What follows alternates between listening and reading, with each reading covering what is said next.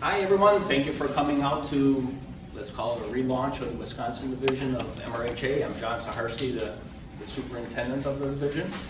So this is a, well, I don't know if I want to call it a one-time deal downtown, but we'll see if maybe this is a location we can gather in, or if we find another branch library or some other space we can utilize. But we want to see how this runs, and we're going to have Greg, who's our host, library staff, give us a preview of what we're going to see today. But I'd like to have Bob have a few comments here. Hi, I'm Bob Strejzek. I'm the Vice President of the MRHA. I just had a couple comments with the convention coming up. If anybody is planning on going to the convention, we're going to have an opportunity to do a speeder car ride on Sunday morning at 10 o'clock. So after the convention is finalized, we'll be sending out an email about this. It's actually, there's no charge. They're just asking for a donation for anybody that's interested in riding along with the club.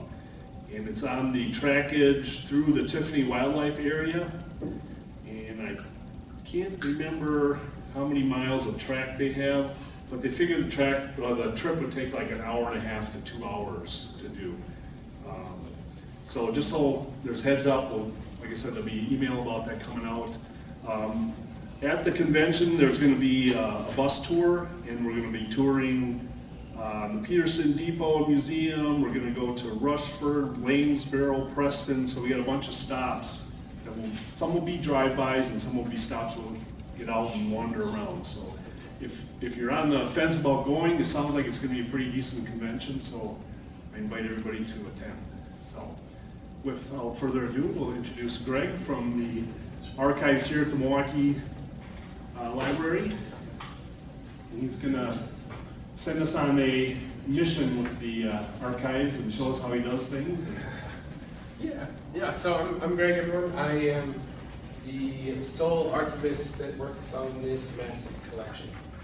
So I'm not going to try to keep you in history today, that would be foolish of me. So we're going to talk about kind of the history of the collection, what it has, and then where we're going from here. Good. Now we have to make the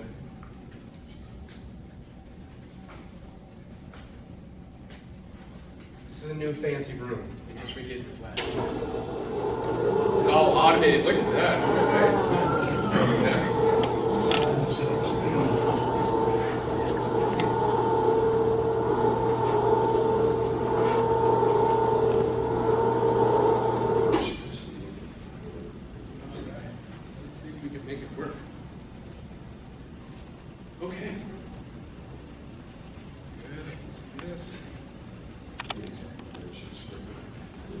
Yeah, so when I got here, let's see, I started with the library, I don't know, almost 10 years ago.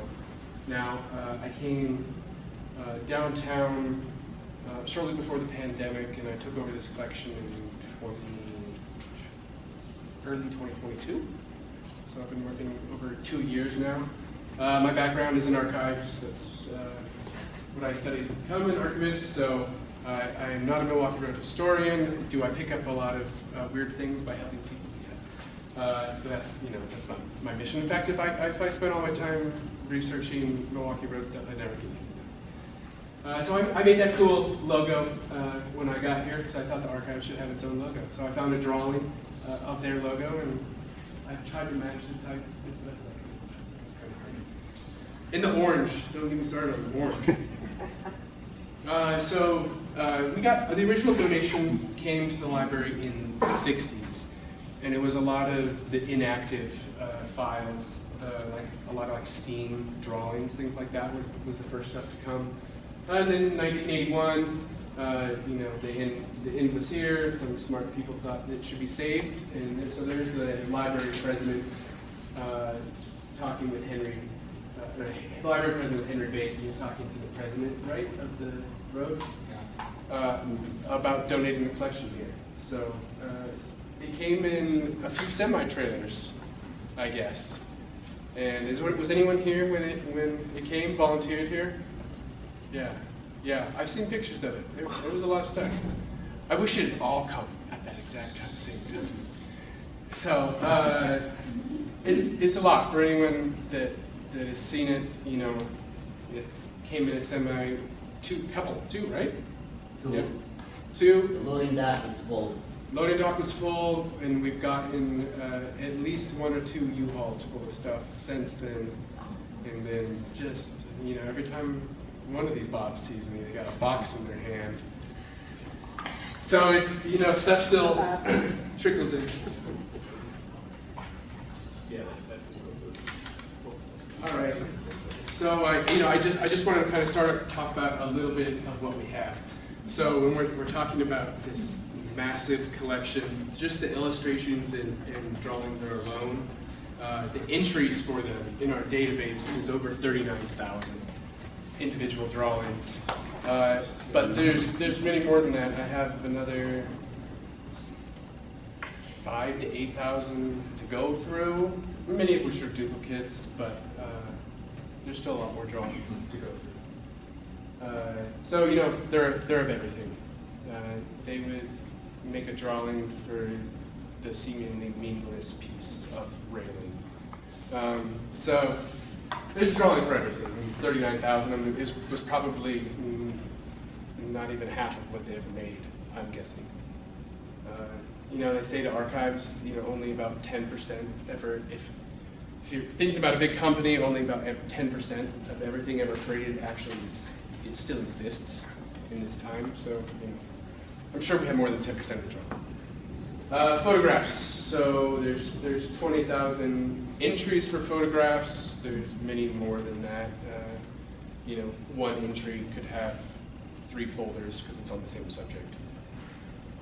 So anything ranging from like, you know, early days. I think the earliest we have that's, you know, not a copy of something is the 1880s, late 1870s. Maps. Maps are one of my favorite things. There's 2,800 maps. I have a wonderful volunteer who is still adding maps to it. I think maps are just fun, and they're a good visual representation of how stuff changes. Then, of course, we have the corporate records, right? Personnel records, timetables, employee magazines, track profiles.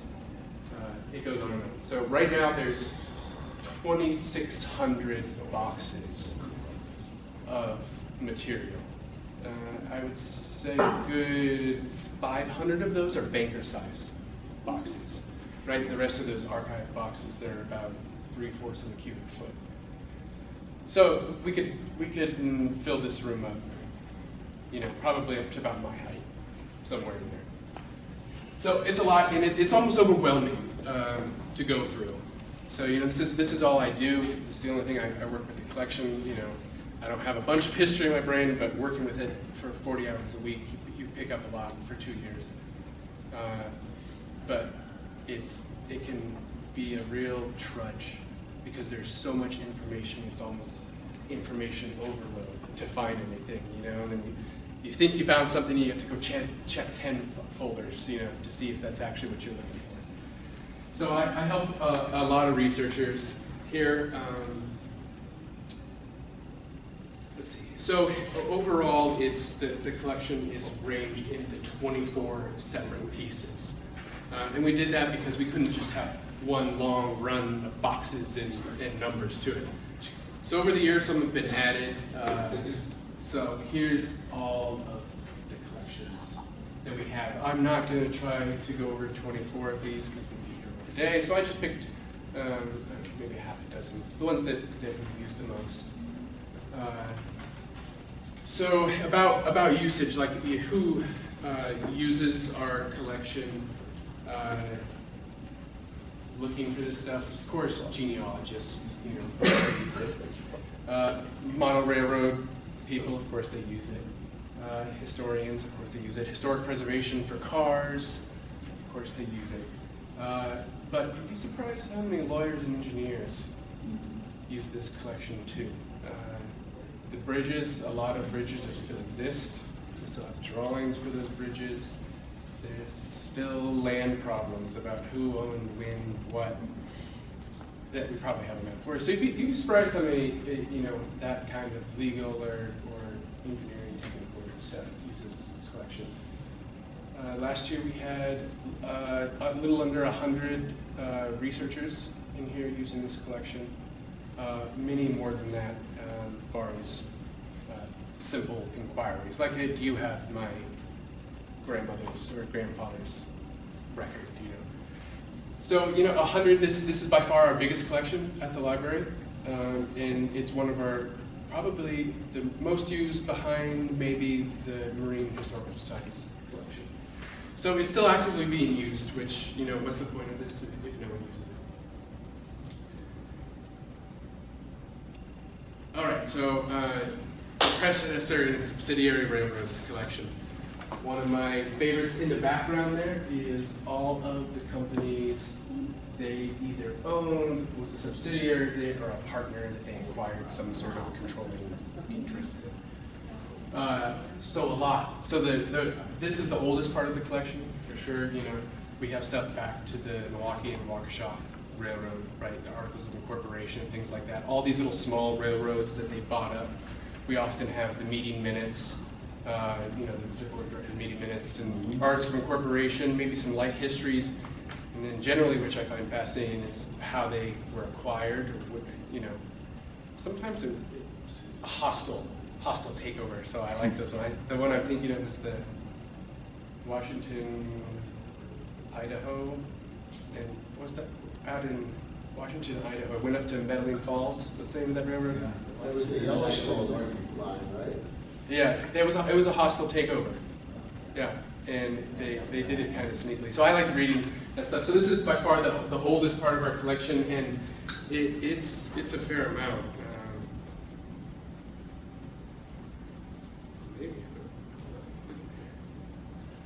So of course that didn't become the official logo until like 53, right? So it had all these other names before that. That's kind of the point I'm making. That didn't come about until 1928.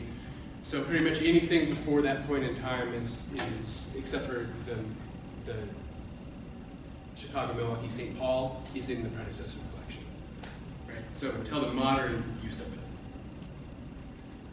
Here's a wonderful, you can't read it because this thing is about 6 feet long. This is the corporate diagram made for the ICC in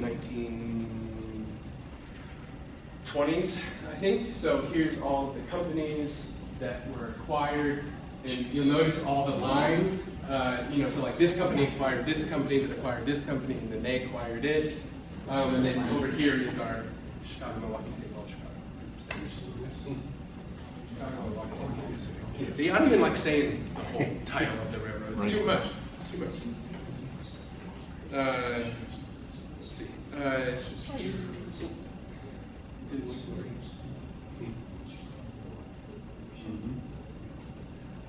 Yeah. So, that early stuff. So a lot of the corporate, basically, it's the corporate records of everything before there was a modern railroad.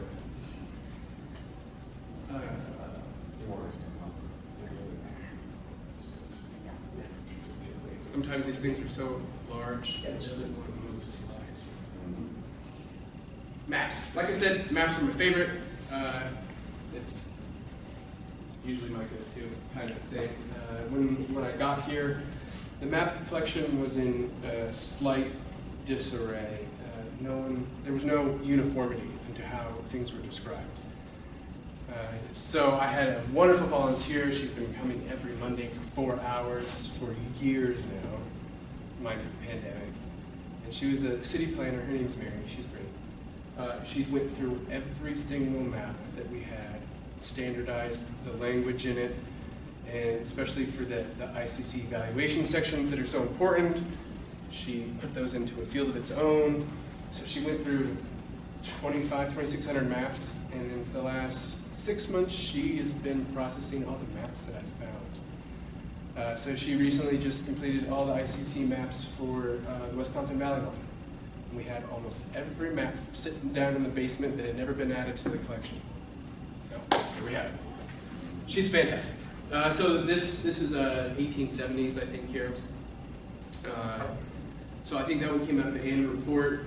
Like I said, I like maps because it shows you the progression of the railroad in the 1880s there. That's still Milwaukee and St. Paul, so no Chicago yet. See, our map's fun. Maps are just fun. And then here's my favorite because divisions are so confusing. Does anyone else find divisions confusing? I know Bob does. So I use this one a lot for, I think this is the 50s or 60s. So it's got a little separate map for all the divisions in there. So I like that one a lot. And then, of course, you know, stuff like this, thousands, right? So here's our IC maps. I think this is, what's this one? Broadhead? Yeah.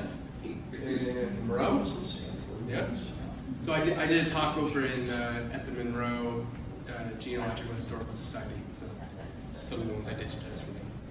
And then I couldn't not include Wauwatosa. So the great thing is about the ICC maps, for those that are interested in research, is they were updated, right? So our original set often came out in 1918, and then you would get updates on them, and they would put AFE numbers on them.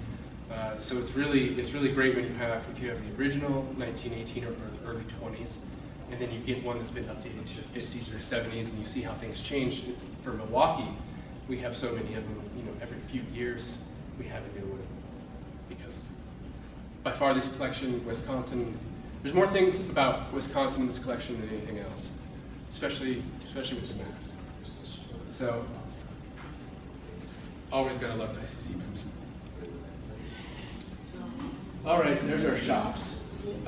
So this one is on photographs, like I said. So everything from glass plate negatives to 35mm slides, you know, it's all in there. 21,000 prints, 9,000 negatives, and I still have a few thousand to go through. So it wasn't all the Milwaukee Road photos. I mean, we had theirs, right? So we got their photo collection, and then over the years, you know, railroad enthusiasts and different companies. So Russ Ludke, Jim Scribbins, Gaylord, John Gaylord, Edwin Wilson, right? We got all of their photographs, and they became part of the Milwaukee Road archives. In the either late 80s or early 90s, we worked out an agreement with Kalmbach Publishing, and we got all of their, a lot of them were in glass. We got all of their stuff. Don't own the copyright to their stuff, but we can reproduce it. So that's really cool that we have Kalmbach stuff too. And it's a weird thing because, you know, Kalmbach was working for the railroad, you know, because they took the pictures for the railroad, right? So it's kind of, you'd think that they would have been railroad property, but that's what's happening. So, you know, here's a nice glass plate negative. There's our roundhouse in Milwaukee, 1880s maybe. Up on the hill when it was used to there. There's another, I'm sure you guys have all seen these pictures. They're one of, this one I found.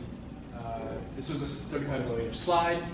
I love it. If you got any Braves fans in here, there's County Stadium in the back, and we still have, you know, the whole roundhouse.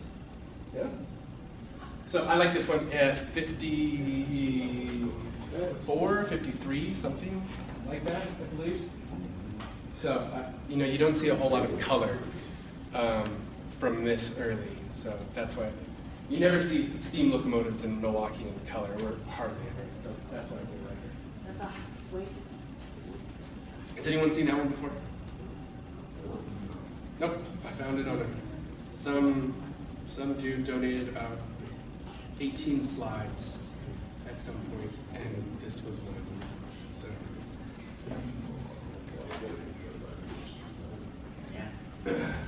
There's a different view of the shops, 1930. Busy place, really busy place. There's the shops. So, you know, as far as what we have, you know, if you start looking at like brochures that were made or publicity was made, you can see why they took the photographs. Mm-hmm. So, you know, Harvey Euchre, right? You know Harvey Euchre, he was, I'm assuming, correct me if I'm wrong, that he was basically like the PR guy for the shops, right? He would go in, he would take all the pictures. Because all these shops you see from this time period had his name stamped in the back. It says Milwaukee Shops Harvey Euchre on the back. So we have hundreds and hundreds. This is a ripside caboose construction, 39, so 1940 ones. Hundreds and hundreds of cars being built. Each one usually has about 6 to a dozen pictures of various stages of the process. So you always, they took a picture for a purpose, right? So all those ones of like the passengers sitting all fancy, getting served. It's because I've seen it in a brochure before. They took. You know what shop that is, what it is? Or is it anything saying what it is? That's the freight car shop, isn't it? Yeah. Unless they put those walls, they've taken them down, Here, I think there's another view. because there's, what? Some, I think one shop is that long, that's skinny. That's. And see, this is a that's the different. freight This car is a shop. different place. Yeah. Yeah, So apparently they had one line maybe for What's constructing that- the what's that? sides. that is the one of the coach buildings. So we have so many photographs of the shops in particular, which is really cool because they're oftentimes you can't really get a scale of what it was until you look at a photograph. Harvey Euchre was the company photographer. It says 1900 and 1990. Yeah, there's another nice shot of it. They're almost. We have a lot for cabooses, a lot gondolas, flat cars. When they were pushing out 28 cars a day or something out of these shops. So, and the same thing goes for the ones in the 1800s, early 1900s. They did the same thing. It came out of the shops, they snapped a photo of it, and they built this, right? So they took it for a purpose. So this is really nice for the Mono Railroad people to see side and end shots of the cars. There's hundreds and hundreds of these. There's Milwaukee and Northern. And of course, we have ones for this tour. There's our 4412 there. Bad light, but this guy. Has anyone ever seen these ones? Okay, so I came across these. These weren't part of the collection, but I don't think anyone bothered. They probably weren't looking for chefs or dining cars. Anyway, these were made for publicity, yes. So George Rector, the guy, white hair without the hat, was an internationally known restaurateur and author. At some point, the railroad paid him to come in, and they built a car in Chicago to train chefs. I have some menus upstairs for you guys to look at too. But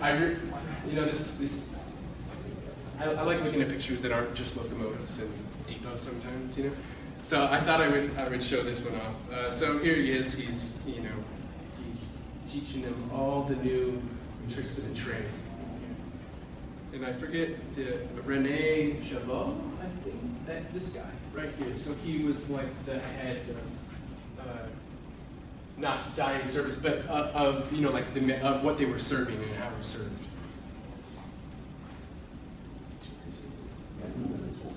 And then, of course, we have ones like there. So here's the Golden Spike.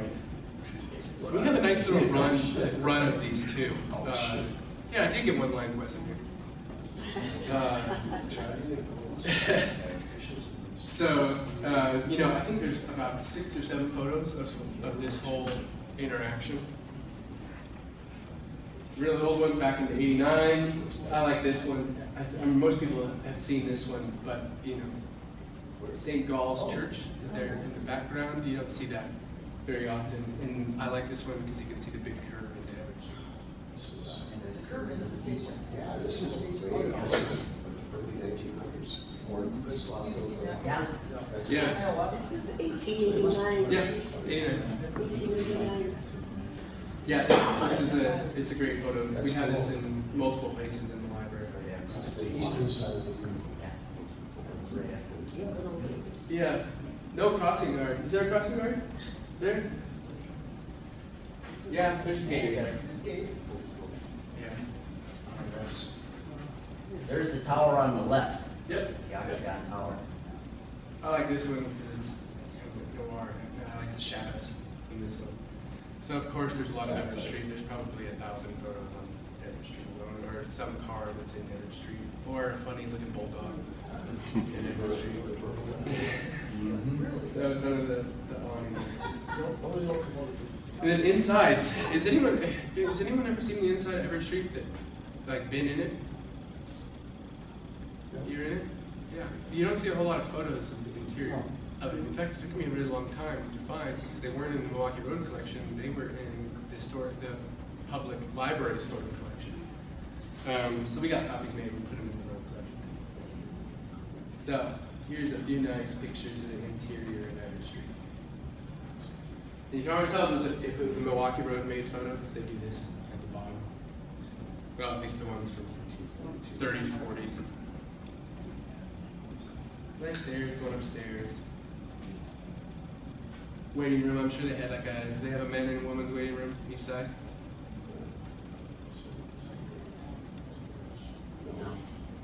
That was just down south. Shame they took it down.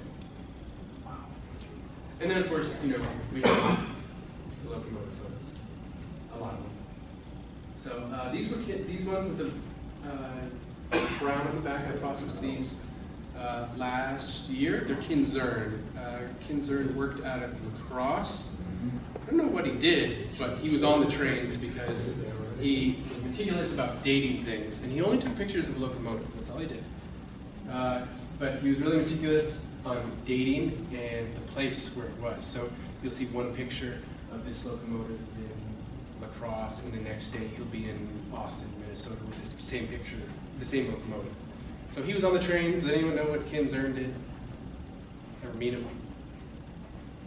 He had 3,000 photographs. So I digitized a good, maybe 100 of them.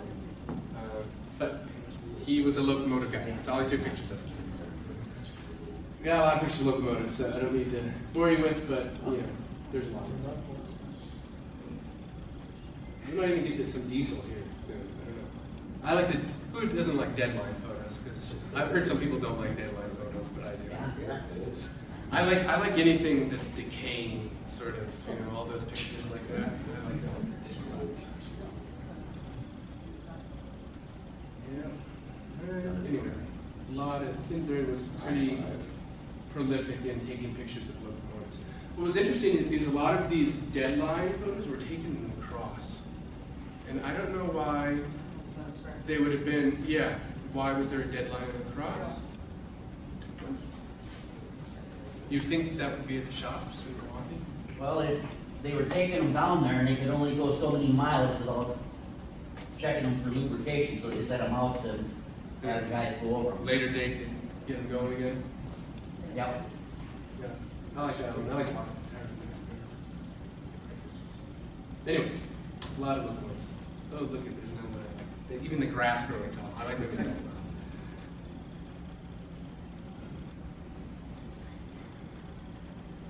We may have a few questions. I just helped someone. Galveston, Texas. Apparently, they have some baggage cars off the road. So this happens quite a bit. When the railroad, sold off, started selling off their stuff, things went places. And at least twice in the past 6 months, I get an email about we have an old Milwaukee Road car.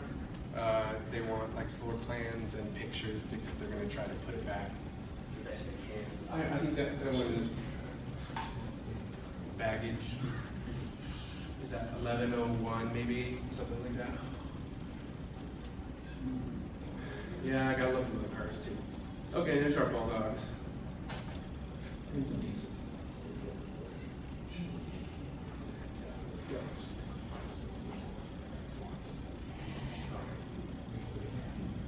Yeah, I like this one. Okay. See, I have no shortage of locomotive pictures.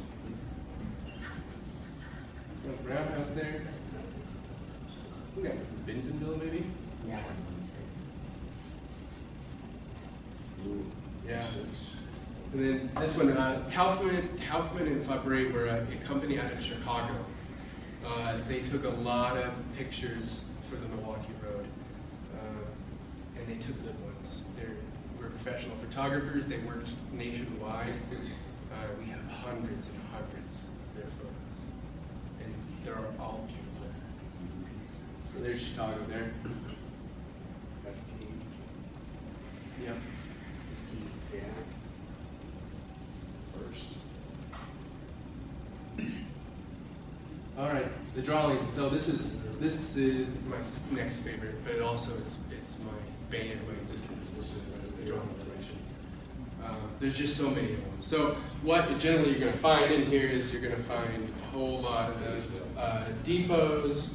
You're going to find bits and pieces of locomotives. You're going to find elevation drawings of locomotives. A lot of bridges. A lot of bridges. So when I first came here, there was huge stacks of drawings that had never been processed. And I went through the first stack or two, and I noticed how many bridges were in there. So I began getting those together. And the way it had been done in the past is the drawings were organized by drawing number. That doesn't work too great with bridges because you'd have half the bridge here, another quarter there, another quarter over here.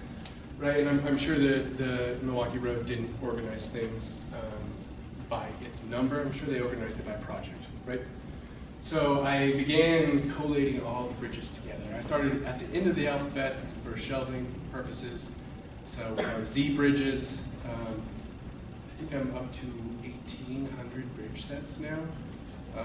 And you know, they didn't make a set of drawings for all these little bridges. You know, they would just take the standard drawing for a bridge. So these are all, you know, mostly significant or at least important enough to warrant a whole set of drawings for it.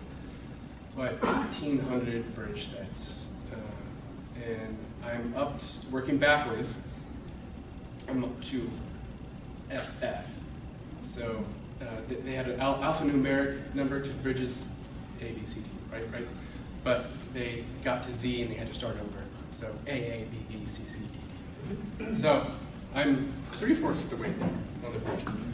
And believe it or not, there's a whole subsect of people that are in love with bridges and use this collection. So bridges, depots, here's Janesville, here, by the way. Beautiful.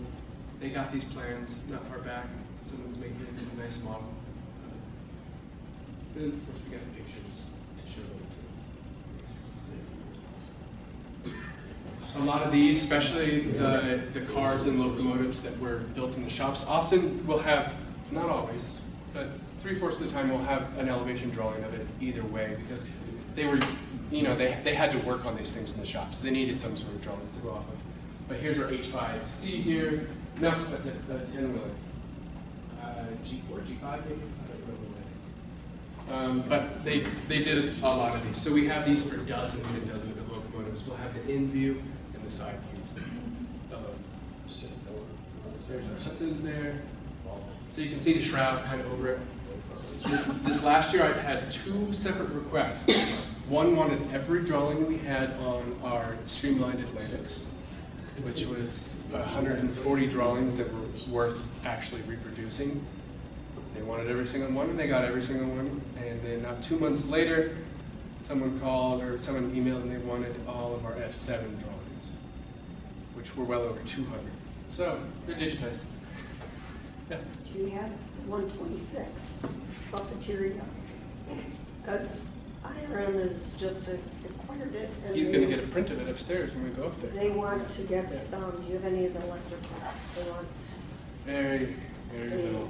they Yeah. asked me last week if we could get any of the electrical. So the thing with the drawings is, you know, I think when they got these drawings into the building, it was, you know, how can we get these in the drawers and describe them in the fastest way that we can, right? The only problem with that is I know something's a locomotive drawing, I know something's a car drawing, but I don't necessarily know what locomotive or car it belongs to. So part of why I say it's the bane of my existence is I've been systematically going through drawings And like any good archives or librarian would do, we put subject numbers on it, or subject headings, right? And I made up a whole listing of subject headings for 10-wheelers, Americans. And then I often, if we know it, I'll put the class that it was in. So cars, you know, cafeteria, right? But it was probably something before that too. So, you know, I've been systematically going through that because it doesn't do much good to say we have all these drawings of locomotives, but we don't know which locomotive it belongs to. And often it's just hidden somewhere in the text, and when you're talking about 40,000 drawings, that's becomes very difficult to do. There's our little Joes. Yep, definitely didn't make those, but we have set all elevation drawings for it.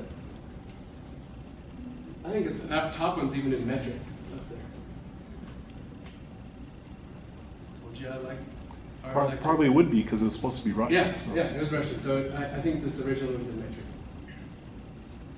And bridge drawings, right? So, you know, the best of the bridge drawings are like this. So if anyone knows the bridge, what way am I facing? Over here, it crosses the Menominee River, right near the news station. That's this bridge, but they made two of them. There's also another one down in the valley near the Cargill elevators, elevator E. They're tearing these bridges down, so get your pictures in. They still exist, but they're tearing them down. In fact, we had some historic preservation people come in because they had to do like the mitigation for them. So they use a lot of our drawings and pictures to say, hey, look, you know, this is what was here. They even made a 3D model of it, which is really cool. But they're really cool swing spans. I really like. All right, passenger tables. We have the run from 1886 to 1870. I don't know before that. I don't know where they are. If they still exist. They're in newspapers. That's where they are. So we have the full run until the 1970s. And then we also have the employee timetables or division timetables, and we have 30 or 40 boxes of those. I'll show you some of those upstairs. Employee magazine. We have every issue of the employee magazine, and a wonderful index that goes along with it, both biographical and by subject. So this is a really go-to place for a lot of information. Public Relations Department is where you're going to find a lot of the history of the railroad that was written by the railroad itself, or in this case, in this department, about 6 or 10 boxes of Jim Scrivens, frantically writing as the head of public relations or whatever his title was. So a lot of the internal history. And a lot of advertising. There's boxes and boxes of brochures, things like that. Personnel records. I said we have. There's 2 separate collections, maybe 18,000 records somewhere in there, which is, I mean, it's a drop in a bucket compared to what they have. So a lot of people get turned away because we don't have anything. You know, I'm sure they throughout its time have employed well over 100,000 people or more. So a lot of the times it's just like their application, and in the case of if you were an engineman, probably an eye test. And then, you know, like any good HR file, it has disciplinary actions. So here we go. We have he broke the water spout of the tower at Brownton. Yep, he got suspended. Yeah. Whoops. Yeah, there's a lot of great ones of drunkenness. Oh. Right? A lot of great ones. You know, we've told him twice to keep his drinking under control, and he still does not have it under control. He's suspended for 30 days. Yeah, we don't want to engineer it. That was probably my relative. But I wanted to ask you, because at one time I found some stuff online. Now, when you say you have these, I know you have a copious amount of files, but how much of this has been digitized and how much of it is available to the public online? There's an index online. So you can see if the name's in there, and if the name's in there, you email me and I scan it for you. How many are digitized? Very few. So the personnel records are, you know, with this many collections, this many records, we have priorities of what we deem as the most important things to digitize, and personnel records are toward the bottom. You know, it's really, we're talking about drawings here, some of the records, especially public relations, because what are people interested in? That's what we're going to spend our time digitizing. And it's really easy, you know, if someone wants, if we have their personnel record, it takes me 10 minutes to go pull it, scan it, and send it to them. And why in there? Probably on a raw sort, but not these old ones. Maybe, we probably have your address. There's one with every employee's, from the 1980s. There's one with every employee and their address and how much money. And this top one, you can't see it, but it's the Brotherhood of Locomotive Engineers, you know, so there's a lot of, you know, that was their union, right? So a lot of back and forth if someone was disciplined, you know. We don't think he deserves his 30-day suspension. You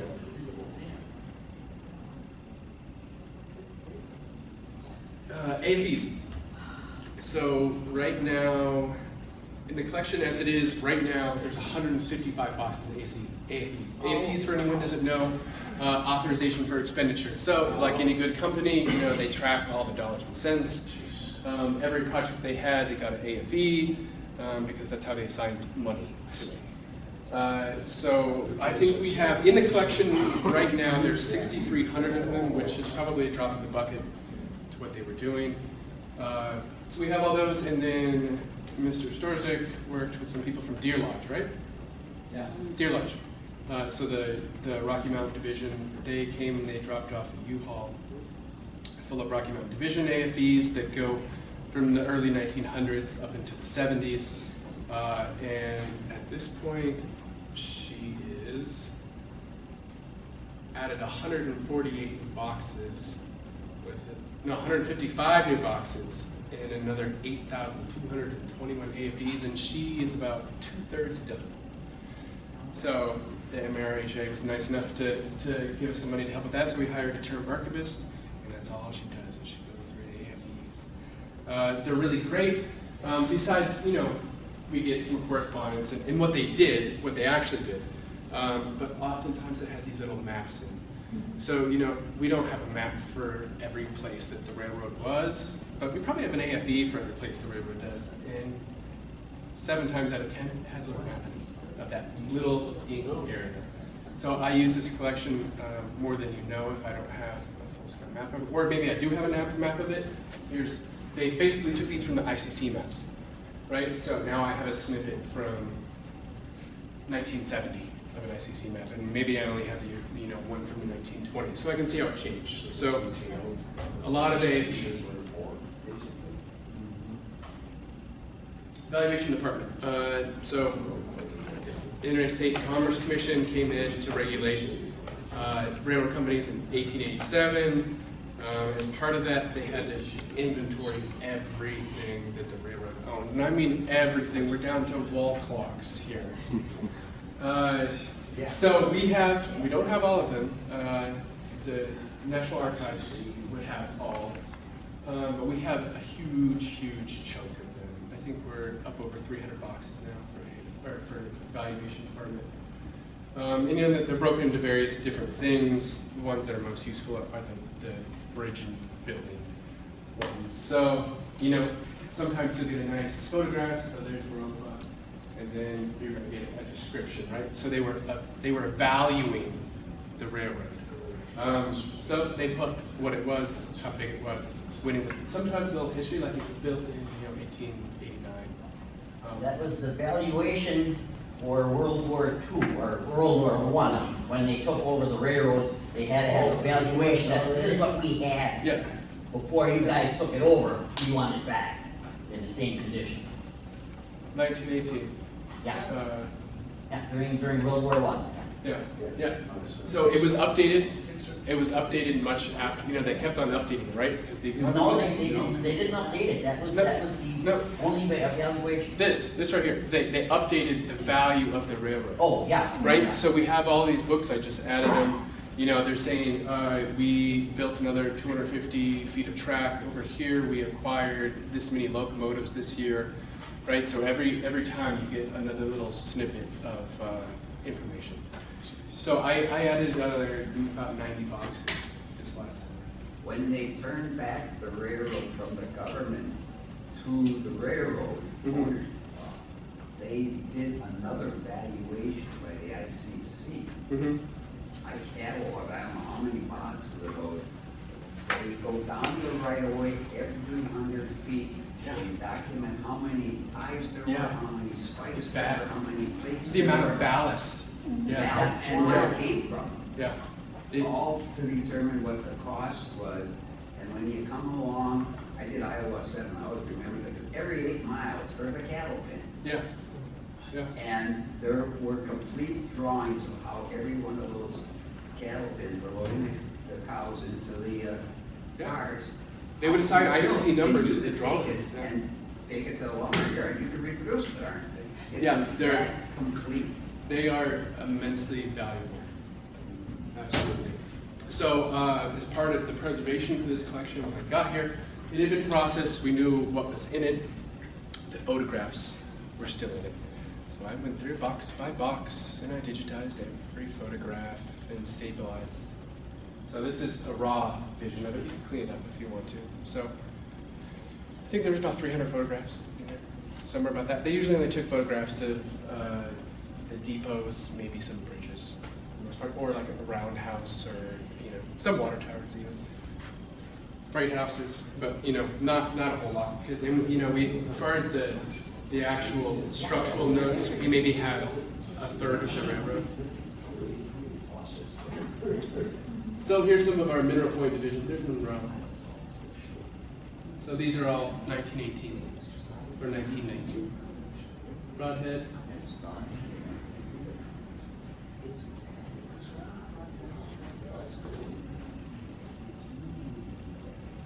Mineral Point. I like this one. Dill. Does anyone know anything about Dill? Yeah, it was a crossing between the IC and the cows previously. So Ghost Town. Nothing exists there Mineral Point anymore. Northern. Yeah, Ghost Town. Now there's nothing there, but they have a station there.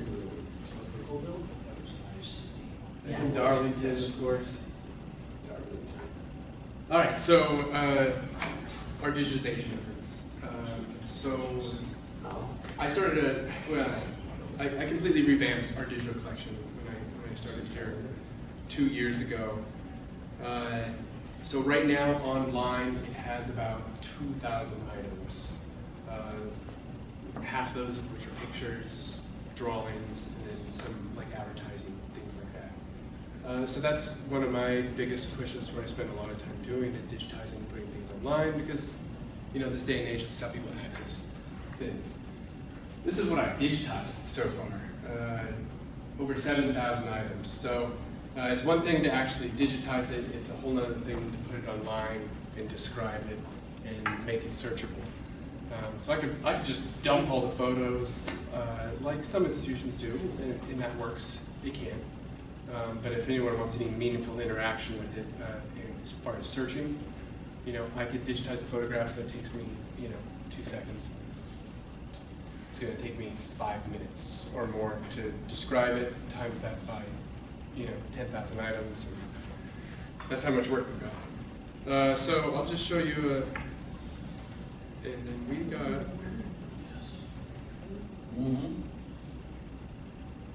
we got some new equipment last year. Something they put on Instagram. Oh, there's me. So we got some new equipment last year for digitizing. So it's a camera, right? So we can do an awful lot of things. I can bring up a stack of 200 or 300 photographs and do them in a couple hours. With really high quality, really high quality. Here's is a micro lens, so I'm actually doing slides in there, some film. So we can do anything there, books, of course. So it's really expanded how fast we can digitize things. What did that equipment cost, Brad? Well, I think just the equipment was pushing 20 grand, and then there's the software. They're expensive. They're really expensive. But I can do everything up to about a standard drawing size. So I can do like 36 by 30-ish. That's how big I can get it. Otherwise, I have a big scanner I can feed the drawing. So that's how I get scans of 12-foot items.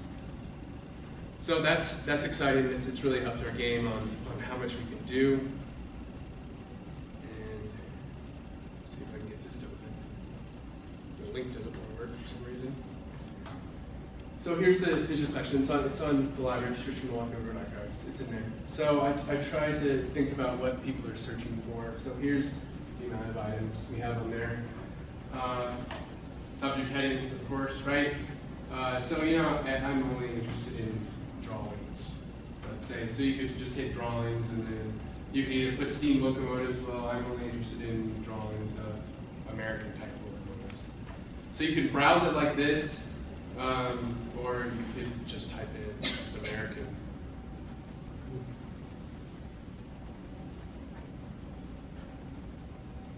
And you would get everything that has an American locomotive. Well, that probably just has the word American in it. But that's the idea. So, or I did some nice simple ones. So I only interested in stations or depots. So the idea is to put as much as we can on this online collection to make it visible. And we get a fair amount of interest from it, because people see it online and then they contact me and they want something on there, but I'm like, did you know we have? Then they get more and more. So it really has brought a lot of spotlight to it, and it's a well-used collection. For only 2,000 items, we're getting over 3,000 views a month, which is decent. It's very decent. So I'm pretty proud of that, and this is kind of the future of how we show this collection to the world. So yeah, all right. We're almost done. Bear with me, guys. And here's this is my other project that's taken me a long time. So here we have the tracks. So these are the tracks in Milwaukee Road, not at any one given time, at the whole time. If they had a track, I put it on here. It didn't matter if it went away in the 1930s. And then I started putting structures on there, right? So where the depot was, where the substations were. As I come across stuff, I put the location, right? And the idea is, there's our bridges. This all came about because of the bridges. The drawing numbers have the bridge number on there. They don't have, oftentimes, where the bridge was. So I had to put names to the numbers. So, there's a lot of bridges on here, well over 3,000 numbers on there. But the idea is to one day, you see how long this took me? So the idea one day is, for example, Wauwatosa. You click on Wauwatosa, you click the link, and then lo and behold, I have a train at Wauwatosa. There's our, it says Wauwatosa in the magazine, so there's no train. Here's the Copper Country Limited, Wauwatosa, and then down at the bottom, there's the depot drawing. So this is what I hope to accomplish in the future. This makes it so much easier. I want this thing that's way out there. I'm only interested in this substation. You click the substation, you get the drawings and the pictures for the substation. So is that going to take me years and years of work? Yes. We're there. So I hope that will be worthwhile in the future. Accessing the collection, it's my email, MPL Archives. We're part of Archival Resources of Wisconsin, Resources of Wisconsin, which basically compiles all of the archives in the state, their findings for it. So besides drawings, you can see, remember all the collections I mentioned? So you can see our findings we have for these. So, we click full text view, and then we have subjects, we have boxes and folders. So besides drawings, this is how people can see what we have. But more often than not, they need to email me either way, because I I said, there's just so much to go through. But there's pages and pages of this, so if you ever want to know, you just type Milwaukee Public Library, Milwaukee Road Archives. On the landing page, it's going to have a link to all this. So there we are. And then, of course, a few nice pictures. Everett Street there. There's our 1935. Yeah, preview. Yeah. You know, speaking of drawings that they made for everything, we have a drawing even for the steps they made up to go, so people could go look in the engine or whatever. You know, they had to make a drawing for it. I always like the color ones. This is somewhere near Mississippi, in Wisconsin. I like it because of the flowers. Here's one of those. They converted something into a boxcar. Anyway, I just think it's a great photo. And here's our National Curtis ones. So, anyway, here we have it. Any questions before we take our tour?